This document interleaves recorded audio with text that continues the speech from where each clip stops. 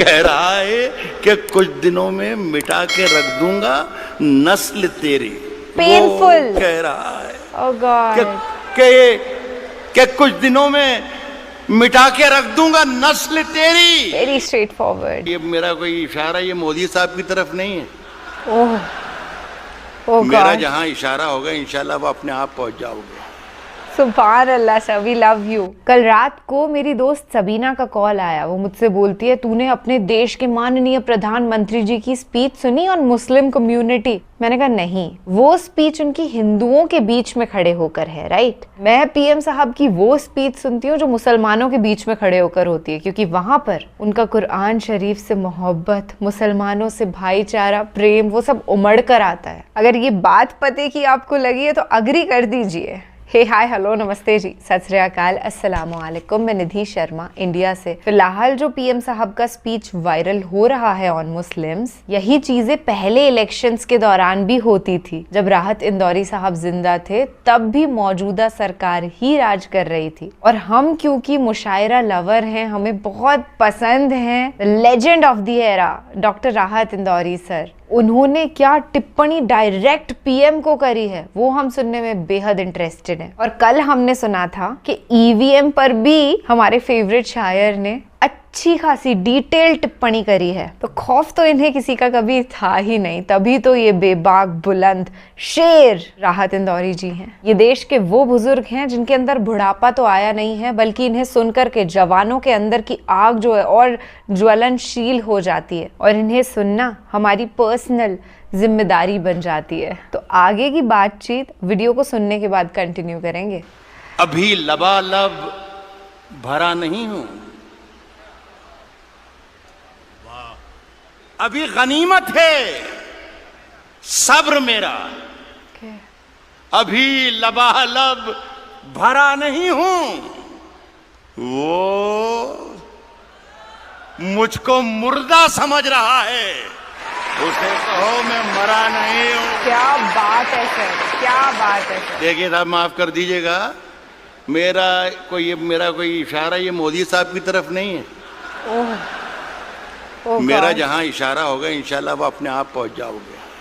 सुभान अल्लाह sir, we love you. कह रहा हूं कि वो मुझको मुर्दा समझ रहा है, उसे कहो मैं मरा नहीं हूं। आपके शब्द जिंदा हैं। वो कह रहा है कि कुछ दिनों में मिटा के रख दूंगा नस्ल तेरी। वो कह रहा है कि कुछ दिनों में मिटा के रख दूंगा नस्ल तेरी।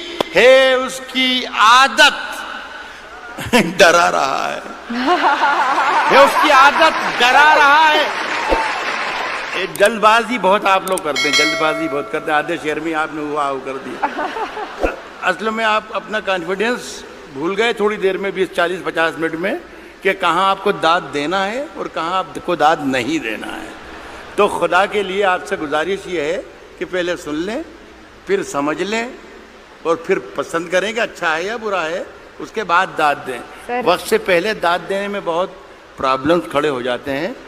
पाकिस्तान में एक शहर है क्वेटा, आज़ाद साहब गए क्या हैं?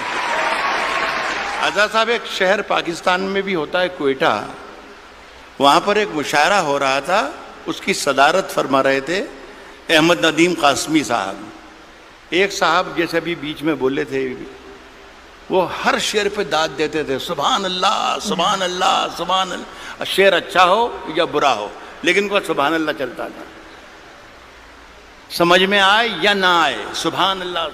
तो कासमी साहब के कानों पर जब गरा गुजरने लगी आवाज़ उनकी, तो कहा कि मियाँ इतनी ज़ोर ज़ोर से अल्लाह को याद करते हो, इतनी ज़ोर ज़ोर से अल्लाह को याद करते हो, अगर अल्लाह ने धीरे से भी याद कर लिया तो ये मुशायरा आखिरी हो जाएगा। तो खुदा के लिए मेरे शेर को मरने मत दीजिए। अगर सही शेर पढ़ूं तो ही दाद दीजिए, वरना कोई ज़रूरी नहीं है कि हर आदमी आए और मुशायरा लूट कर चला जाए, ये कोई ज़रूरी नहीं। मेरा काम हो गया है। रोशन बेग साहब की मुझ पर बड़ी इनायत और मोहब्बत रहती है, और पहली मरतबा मेरा ख्याल है 30 बरस हो उन्होंने बुलाया था, और मेरा काम इसलिए भी हो गया कि मुशायरा पढ़ने से पहले उन्हें मेरा मुआवजा, मेरा नजराना दे दिया है। पढ़ूं क्या मैं? आज करूं, शुरू करूं?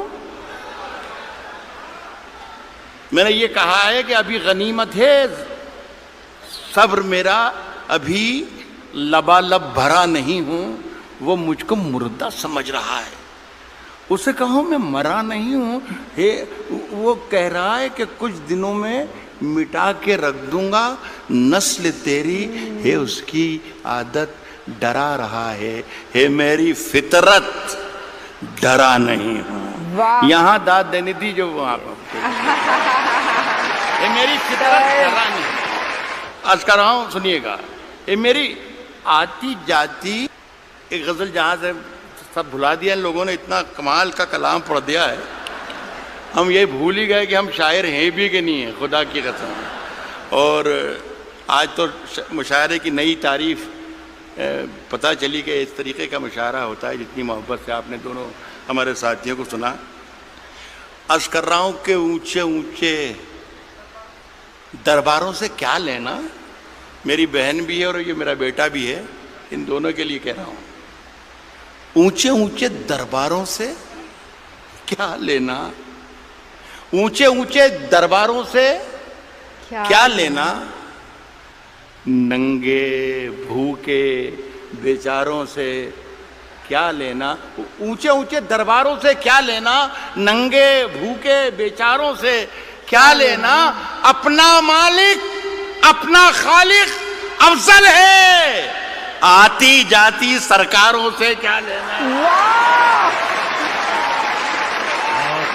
अपना मालिक अपना खालिक, अपना मालिक अपना खालिक अफजल है, आती जाती सरकारों से क्या लेना। देखिए, बहुत बहुत शुक्रिया।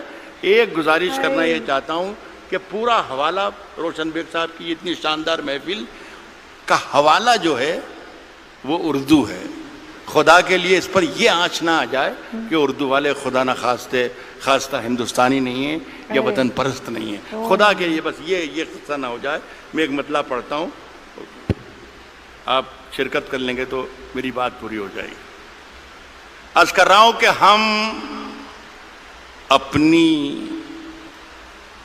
जान के दुश्मन को अपनी जान कहते हैं। अब जान की दुश्मन को पहचान लो तो मजा आ जाए। अर्ज क्या है कि हम अपनी जान के दुश्मन को, हम अपनी जान के दुश्मन को अपनी जान कहते हैं। मोहब्बत की इसी मिट्टी को हिंदुस्तान कहते हैं। बहुत अच्छे, मोहब्बत की इसी मिट्टी को। Whenever we listen to him, ऐसा लगता है ये डायरेक्टली हमको डांट रहे हैं या हमको प्यार कर रहे हैं। एहसास ही नहीं होता। इनका जो शरीर है वो अब इस दुनिया में नहीं है, पर इनका दिल, इनके शब्द वो हमेशा जिंदा रहेंगे। इन्होंने बोला ना कि उसको लगता है कि मैं मर गया हूँ, पर मैं मरा नहीं हूँ। राहत इंदौरी साहब जैसे लोग कभी मर भी नहीं सकते, जो काम ऐसा प्रोड्यूस करके गए कि जिससे जो देश के नागरिक हैं वो सही डायरेक्शन में जाएं, वो समझें कि आती जाती सरकारों से क्या लेना। और हम तो आजीवन इनको सुनते रहेंगे। नफरत भरी स्पीच सुनने से तो लाख गुना बेहतर है कि जोश भर देने वाली शायरी सुने। फिलहाल के लिए बस इतना ही। आप अपना और अपने पूरे परिवार का ख्याल रखिएगा, खुश रहिएगा और मिलते रहिएगा। अल्लाह निगहबान। अल्लाह हाफिज।